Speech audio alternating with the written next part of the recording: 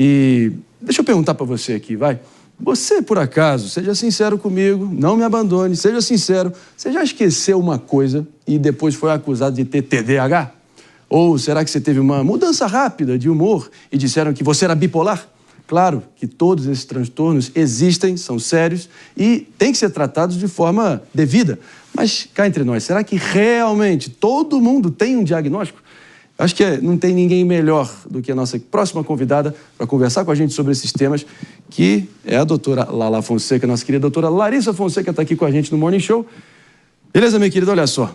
Tema bom para a gente tentar dar uma desconstruída aqui, porque tem muita gente falando que a gente está vivendo numa espécie de patologização da vida, né? Patologia, doença. Parece que todo mundo está cavando o próprio pênalti, indo atrás da casca de banana para poder, enfim, se martirizar e achar que, está tudo errado.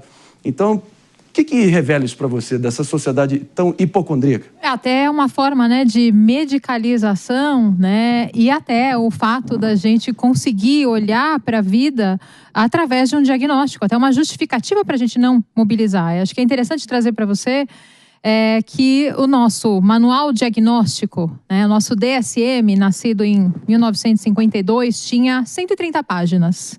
Hoje estamos na 5ª versão, depois de cerca de 70 anos, e a gente está com 1.222 páginas. Então, a gente tem mais diagnósticos, tem mais questões que estão colocadas ali, né? E eu posso dizer para você, a OMS colocou, a ansiedade é efetivamente o transtorno do brasileiro. O brasileiro está no ranking em primeiro lugar em 2025. Inacreditável. E aí tem muitos diagnósticos que se confundem, né? Como, por exemplo, o TDAH com ansiedade. E até um TDAH tem quadros relacionados com a ansiedade. Então é interessante a gente entender e deixar claro, porque tem uma questão relacionada inclusive às redes sociais. A gente ouve tanto do professor de Deus, eu acho que o sujeito que acha que sabe tudo na vida, mas também tem o médico de si mesmo, que é um perigo. Exato. Tô olhando para um ou não tô? Tem cara. Tem cara. Pelo contrário. Vai que é sua, Pepe. Sou a pessoa mais pé no chão que tem nesse programa, com toda certeza. O mais humilde, disparado aqui, né? Sou o que menos sei, aprendo sempre com vocês. Mas conta aí, Pepe. Você nota essa tendência no ar, Pepe? O que eu sinto é o seguinte, né? O mundo contemporâneo, você sofre influxo de várias formas, né? Então é muito difícil você manter uma concentração, porque você está conversando com o teu amigo, aí vem uma notificação de uma matéria importante que você tem que olhar e bater o olho. Você está vendo televisão, aí de repente uma pessoa te liga e você recebe uma notificação. Você tem muito mais meios de se manter informado, então você quer, por exemplo, ter várias fontes de informação. Então é muito difícil você manter a concentração. Então eu sinto que muitas vezes no diagnóstico de TDAH, né, acaba sendo banalizado, né? Até porque se você pegar, por exemplo, o que é o TDAH, todo mundo tem dificuldade de concentração. Quem não tem dificuldade de concentração no mundo contemporâneo? Como que você faz a divisão e a separação de quem tem TDAH de fato ou quem é vítima desse influxo de informação contemporâneo? Na minha clínica, inclusive, chegam muitas pessoas se autodiagnosticando TDAH. Só que o mais importante a gente entender é o seguinte, o TDAH ele é um transtorno do neurodesenvolvimento, ou seja, o seu cérebro já nasce com TDAH. Você não se torna um TDAH, o seu cérebro ele produz menos dopamina já automaticamente e, claro, né, o que eu percebo quando eu acompanho pessoas na vida profissional é que essas pessoas muitas vezes querem se esconder. Eu tenho TDAH, então foi por isso que eu esqueci. Eu já levei para minha gestora que eu tenho TDAH. E, na verdade, a gente aprende, né, a lidar com o diagnóstico de uma forma e cada um tem o seu. Porque não necessariamente você ter atenção, você tem uma hiperatividade de pensamentos, você acaba tendo também uma impulsividade e uma dificuldade na conversa. Eu estou aqui conversando com você, mas a minha cabeça está lá. E aí, de repente, eu pareço antissocial porque eu não te respondo. Esse é o TDAH. E muito fruto do que eu chamo, de vez em quando, eu chamo de redes antissociais, que viraram tão, enfim, essa força avassaladora da sociedade moderna, é a questão da solidão também. É a pessoa mais solitária, mais propensa a ficar ansiosa, depressiva e quase que pedir quase que um grito de socorro, ela poder se automedicar, ou se autodiagnosticar, ou achar uma doença que talvez tenha ou não tenha. Então, acho que tudo se relaciona, né? É uma solução mágica, né? A gente busca essa solução mágica para a nossa vida sem a gente necessariamente ter grandes esforços. A gente busca fugir da dor, encontrar o prazer da forma mais fugaz possível. É isso. Eu queria pegar carona com o que o Marinho falou, que é isso, né? A gente hoje em dia nas redes sociais, na internet, a gente tem um sintoma e a gente já entra para se autodiagnosticar porque a gente tem um sintoma particular ou pontual daquela condição. Então aí as pessoas já falam, eu tenho TDAH, como a gente disse aqui.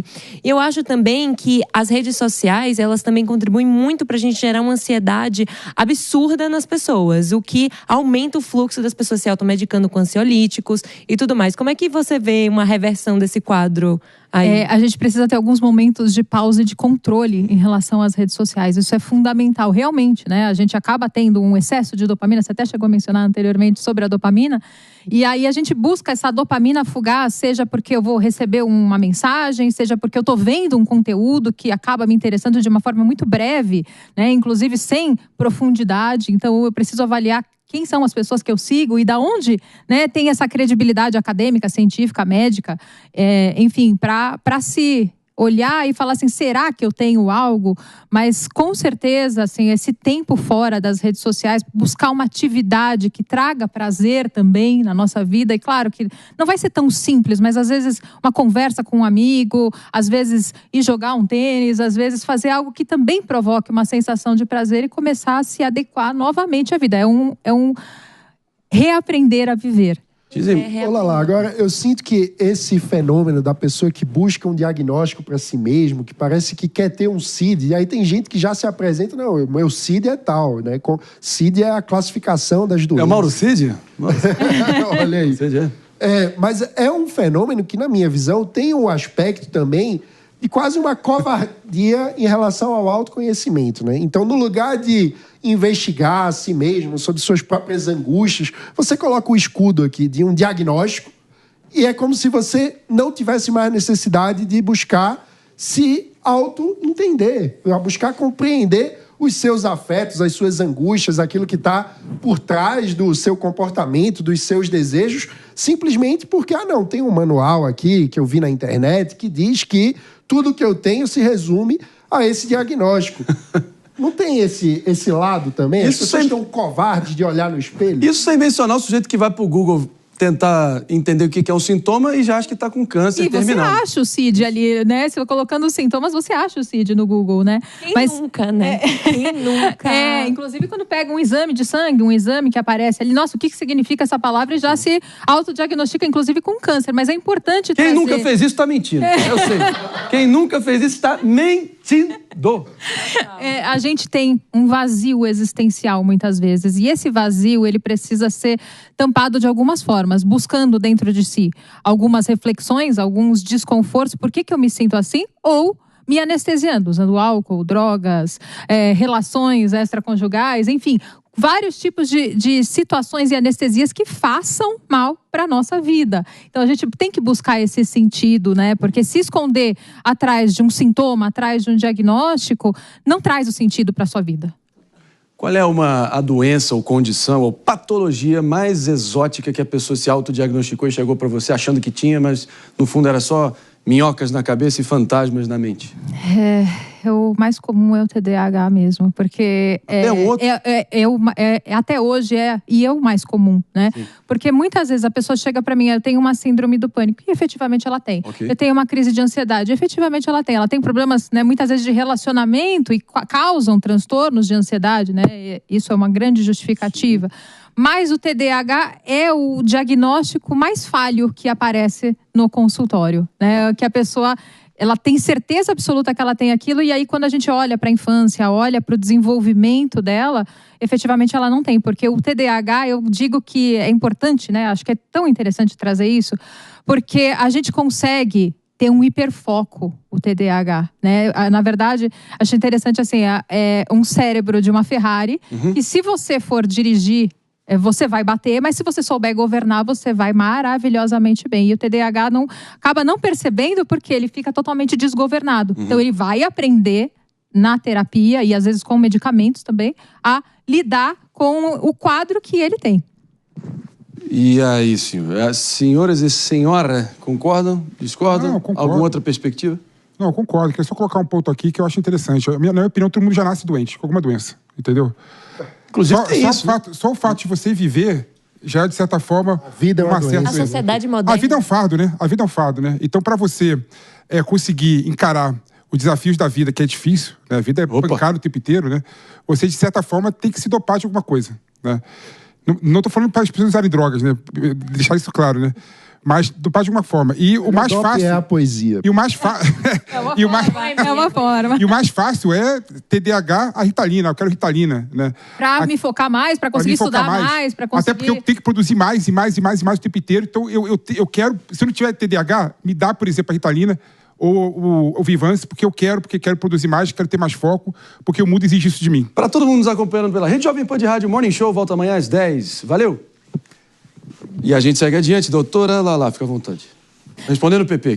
Vamos lá. Então, assim, efetivamente, as pessoas estão buscando as soluções mágicas, né? Os famosos a Ritalina, a gente tem o Lexotan, o Rivotril, né? A gente tem os medicamentos em que todo mundo está querendo tomar porque a outra pessoa tome de alguma maneira, assim, Zolpidem. O que é melhor? Começou. Pera lá, pô. Pera lá, pô. O que você acha do Rivotril? Mas aí, qual é o que tem mais demanda para você? É pro ansiolítico para acalmar ou é o estimulante para acelerar? O que mais aparece Rivotril, são as pessoas com dependência de Rivotril. Porque, na verdade, assim, ele vai causar um abrupto alívio de sintomas relacionados a crises ansiosas e a sintomas, efetivamente, vai ajudar, às vezes, a provocar, a induzir um sono. Porém, ele causa certo nível de dependência. Então, o desmame do Rivotril é um pouco mais delicado, mais difícil. Né? Então, para entrar, né, o médico tem que avaliar muito bem e fazer uma boa consideração da situação. Quem nunca viu aquela figurinha do WhatsApp de um poodle tomando um suquinho de Rivotril? Vamos acalmar, senhores, e tal. Você já deve ter recebido. Nunca viram essa figurinha do WhatsApp? Eu vi. Meu pai tinha uma camiseta, ele tomava Rivotril e era assim, turma do Rivotril. Era uma coisa assim... Jura? Tem uma galera que é fã de Rivotril. O que tem que ficar muito claro aqui é que tem que respeitar. O Rivotril, ele só pode ser tomado se foi passado pelo médico. Agora, não tome o Rivotril da amiga, 2 gotinhas não vai funcionar porque vai ter um problema rebote. Inclusive, temos o resultado da nossa enquete aqui, antes da gente se despedir. Podemos botar aqui, a enquete do dia foi se o pessoal está sentindo ali na prateleira do supermercado realmente o preço da comida, do dia a dia, mais caro. E um retumbante, talvez, assim, beirou unânime, 99%, enquanto o PP votou não.